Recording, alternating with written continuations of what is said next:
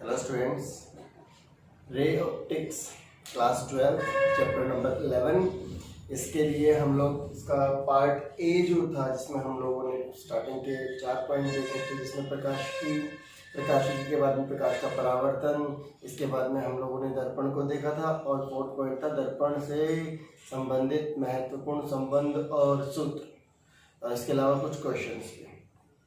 Okay, उसमें 2 point हमने बढ़ा दिए हैं। इसके बाद 3rd पॉइंट जो है वो हमारे पास में है दर्पण।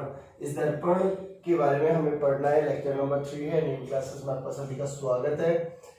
अब देखिए यहाँ पे 3rd पॉइंट जो है दर्पण है। दर्पण को इंग्लिश में बोलते हैं मिरर। अभी दर्पण होता क्या है वास्तव में? दर्पण एक प्रकार का परावर्तक पृष्ठ है। दर्पण एक प्रकार का परावर्तक पृष्ठ है जो प्रकाश की किरणों को उसी माध्यम में पुनः लौटा देता है। ओके, परावर्तक पृष्ठ एक प्रकार का क्या होता है? दर्पण होता है। अभी यहाँ पे हम लोग कह सकते हैं कि ये जो दर्पण है ये क्या है? एक प्रकार का परावर्तक पृष्ठ। परावर्तक पृष्ठ का मतलब ऐसा पृष्ठ जो परावर्तन करता है, और सबसे अच्छा परावर्तक जो होता है वो होता है हमारे पास चांदी। सिल्वर जो होता है सबसे अच्छा परावर्तक पृष्ठ होता है। ओके, सिल्वर सबसे अच्छा परावर्तक पृष्ठ होता है, ये ध्यान रखना है हमें। तो ज्यादातर जो दर्पण जो हमारे पास में है वो दर्पण फिजिक्स की लैब की बात कर रहा हूं मैं यहाँ पे। उस लैब में एक कांच जो होता है, उस कांच के पीछे सिल्वर की पॉलिश की जाती है। ओके, कांच पारदर्शी था, पारदर्शी के पीछे एक पॉलिश कर दी। अभी ये पॉलिश करने के बाद में ये जो प्रकाशिक युक्ति बनी, ये युक्ति जो बनी प्रकाशिक युक्ति, ठीक है ना, प्रकाश पर आधारित युक्ति, इस युक्ति को हम लोग क्या कहते हैं? दर्पण। सामान्यतः किसकी पॉलिश करते हैं? सिल्वर की, लेकिन पेंट भी करके हम लोग नॉर्मली क्या कर सकते हैं? दर्पण बना सकते हैं। अब दर्पण क्या है? एक प्रकार का परावर्तक पृष्ठ। अब हम इसके बारे में पढ़ेंगे कि दर्पण का वर्गीकरण क्या होता है, दर्पण कितने प्रकार का होता है, दर्पण कितने प्रकार का होता है। तो आपको मैं बता देता हूं पहले थ्योरेटिकली सुनिए। दर्पण जो होता है 2 प्रकार का होता है। पहला जो होता है उसको बोलते हैं समतल दर्पण, समतल दर्पण। दूसरा जो होता है उसको बोलते हैं गोलीय दर्पण। गोलीय दर्पण चाप के समान होगा, वक्रीय आकृति के रूप में होगा, और समतल दर्पण बिल्कुल प्लेन होगा। क्लियर है? बिल्कुल प्लेन होगा। अब देखिए यहां से हमारे पास में कितने दर्पण हो गए? 2 दर्पण। पहला दर्पण हमारे पास में कौन सा हो गया? पहला दर्पण हमारे पास में कौन सा हो गया? समतल दर्पण, समतल दर्पण, प्लेन मिरर, प्लेन मिरर। दूसरा जो दर्पण है हमारे पास में वो कौन सा हो गया? गोलीय दर्पण, गोलीय दर्पण, स्फेरिकल मिरर, स्फेरिकल मिरर। अभी ये जो स्फेरिकल मिरर है इसके भी 2 भाग हैं, इसके भी 2 भाग हैं। मान लीजिए हमारे पास में एक गोला है, उस गोले से 2 प्रकार के हम लोग दर्पण बना सकते हैं। एक दर्पण का नाम क्या है? अवतल दर्पण, और दूसरे दर्पण का नाम है उत्तल दर्पण। अवतल दर्पण जो होता है उसको इंग्लिश में हम लोग बोलते हैं कॉनकेव मिरर, कॉनकेव मिरर, और उत्तल दर्पण का नाम होता है कॉन्वेक्स मिरर। ये एक वर्गीकरण है सिंपल सा। इसमें हमें देखने को मिल गए 2 प्रकार के दर्पण। एक समतल दर्पण हो गया और दूसरा कौन सा हो गया हमारे पास में? गोलीय दर्पण। समतल दर्पण और गोलीय दर्पण। दर्पण कितने प्रकार के हो गए? 2 प्रकार के, समतल दर्पण और गोलीय दर्पण। गोलीय दर्पण के भी 2 प्रकार। पहला कौन सा दर्पण है? अवतल दर्पण। दूसरा कौन सा दर्पण है? उत्तल दर्पण। क्लियर है? यहाँ पे एक कौन सा है? कॉनकेव, और एक कौन सा है? कॉन्वेक्स। बात समझ में आई? ठीक है। अभी क्या होते हैं देखिएगा, ध्यान से समझना। हमारे पास में समतल मतलब एक प्लेन है बिल्कुल, और उसके पीछे की साइड क्या कर दी हमने? पॉलिश कर दी। कौन सा दर्पण बन गया? समतल दर्पण। इसमें क्या है? एक गोला है, पारदर्शी गोला है। इस गोले का एक भाग काट लिया हमने, ये वाला भाग काट लिया, और काटने के बाद में इसके बाह्य पृष्ठ पर हमने पॉलिश कर दी। इसके बाह्य पृष्ठ पर हमने पॉलिश कर दी, इसके बाह्य पृष्ठ पर हमने पॉलिश कर दी। ये कौन सा दर्पण बन गया हमारे पास में? अवतल दर्पण। इस पर मैं इतने क्वेश्चंस करवाऊंगा, आपको सिंपली इनकी स्ट्रक्चर याद हो जाएगी, आप इसके लिए टेंशन ना लें।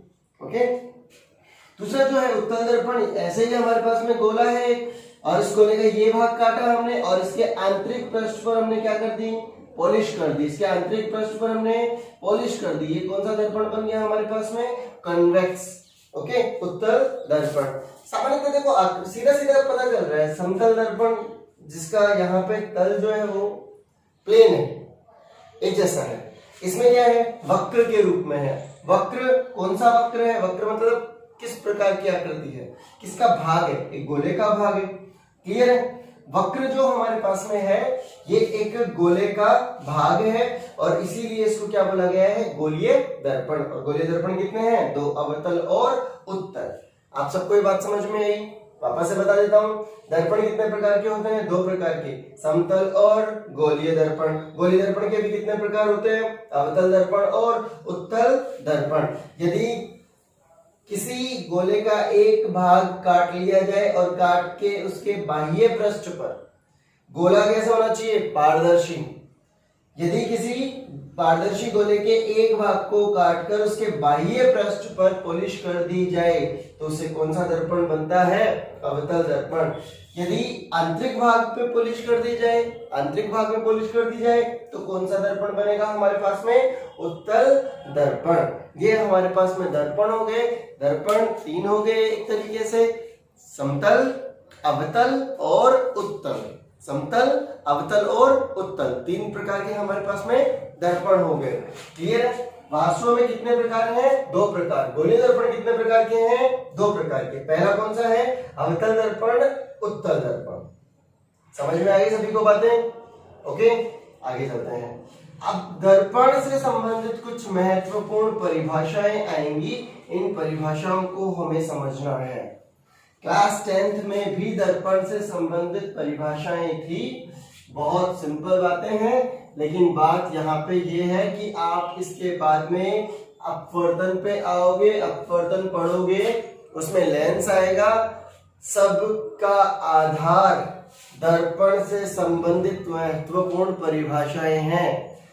जिस स्टूडेंट को दर्पण से संबंधित महत्वपूर्ण परिभाषाएं समझ में आ गई हैं, उसको रे ऑप्टिक्स में आगे प्रॉब्लम नहीं आएगी। ओके, इन सब डेफिनेशंस को, इन सब परिभाषाओं को, इन सब छोटे छोटे शब्दों को समझने की कोशिश करना। बहुत सिंपल शब्द है।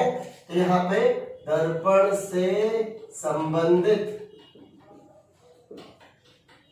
इंपॉर्टेंट डेफिनेशंस, इंपॉर्टेंट परिभाषाएं, दर्पण से संबंधित इंपॉर्टेंट परिभाषाएं हम लोग देख रहे हैं। यहाँ पे महत्वपूर्ण परिभाषाएं हम लोग समझ रहे हैं, महत्वपूर्ण परिभाषाएं समझ रहे हैं। दर्पण के संबंध में कुछ शब्द हैं, उनके बारे में हम लोग बात कर रहे हैं। तो सीधी सी बात है, यहाँ पे दर्पण को समझना है तो उसके कुछ शब्द हैं, उसकी कुछ महत्वपूर्ण परिभाषाएं हैं, उनको समझना है। तो इसमें सबसे पहला पॉइंट जो होता है उसको हम लोग बोलते हैं मुख्य अक्ष। मुख्य अक्ष, ये हमने एक दर्पण बनाया, ये हमने एक दर्पण बनाया। कौन सा दर्पण है, समतल। कौन सा दर्पण है, समतल दर्पण। उसके बाद में दूसरा दर्पण हमने कौन सा बनाया, अवतल दर्पण। थर्ड जो है वो कौन सा है हमारे पास में, उत्तल दर्पण। तीनों दर्पण हो गए हमारे पास में। अब मुख्य अक्ष क्या है, दर्पण को दो बराबर बराबर भागों में बांटने वाली रेखा, एक काल्पनिक रेखा। ऐसा होता नहीं है, मतलब बनी नहीं होती है दर्पण, हम देखेंगे तो, लेकिन उसके बीचों बीच से दो भागों में जो बांटने वाली काल्पनिक रेखा है उसको क्या बोलते हैं हम लोग, मुख्य अक्ष, प्रिंसिपल एक्सिस। तो मुख्य अक्ष क्या है हमारे पास में, दर्पण को दो भागों में बांटने वाली काल्पनिक रेखा। अब देख, दर्पण को दो भागों में बांटने वाली रेखा एक तो ये भी हो सकती है, दो भागों में बांट रही है, एक दो भागों में बांटने वाली रेखा ये भी हो सकती है। हम तो कंफ्यूज हो गए कि पहला नंबर जो है वो मुख्य अक्ष है, दूसरा नंबर जो है वो मुख्य अक्ष है, क्योंकि परिभाषा तो ये कह रही है कि दर्पण को दो समान भागों में बांटने वाली रेखा है। तो दोनों ही, बात समझ में आ रही है ना। दोनों ही क्या कर रही है, बराबर बराबर भागों में बांट रही है। तो इसमें एक शब्द और जोड़ा गया, किसी दर्पण को लंबवत दो समान भागों में बांटने वाली काल्पनिक रेखा। कैसी हो, लंबवत हो। अब जैसे लंबवत का नाम आ गया, दो क्या हो गई, कैंसिल, दो कैंसिल हो गई। इसका मतलब एक क्या है, मुख्य अक्ष। बात समझ में आई है?